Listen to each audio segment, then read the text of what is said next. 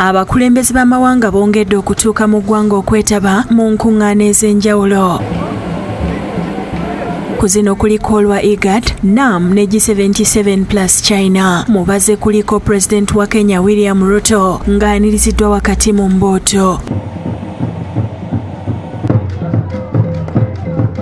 Mu balala Ssaabaminisita w'eggwanga erya Tanzania Kassim Majaliwa era nga naye atuukidde mu ssanyu.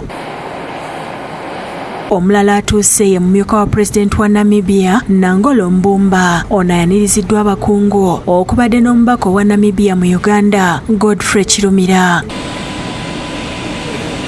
Sipiika wa Paalamenti ey'eggwanga erya Oman Ahmed bin Salman Al Muslam naye atuuse olwaleero. Omugatte abakungu 169 be baakatuuka nga bavudde mu mawanga 116.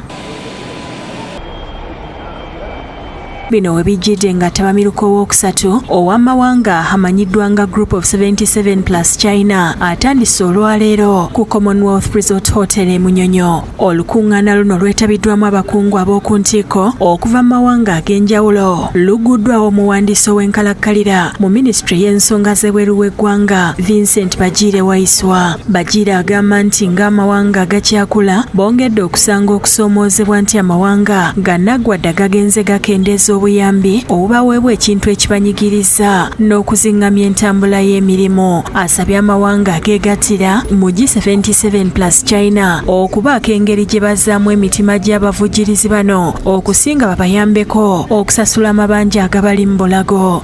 The Bretton Woods institutions is not equitable and responsive to financing the needs of developing countries.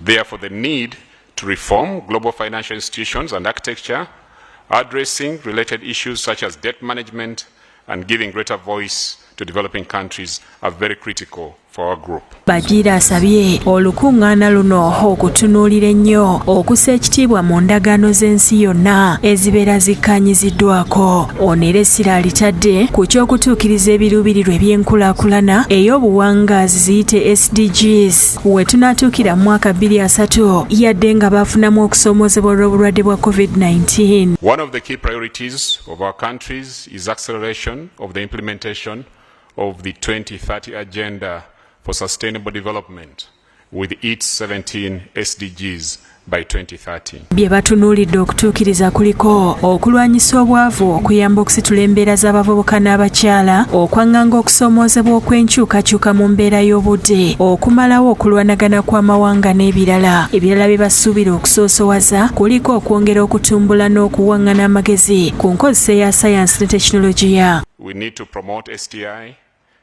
innovation-driven development and transfer of technology through South-to-South cooperation while strengthening strategic partnerships with countries of the North on favorable terms. Olukungaana luno lukubiriziddwa omubaka wa Cuba mu kibiina ky'amawanga amagatte era nga ye ssentebe wa G77 Pedro Luis Pedros Okwesta nga yeeyamye okwongera okukwasiza awamu ensonga naddala ez'enkulaakulana. Es un honor darles la bienvenida a esta reunión de altos funcionarios de la tercera cumbre sur.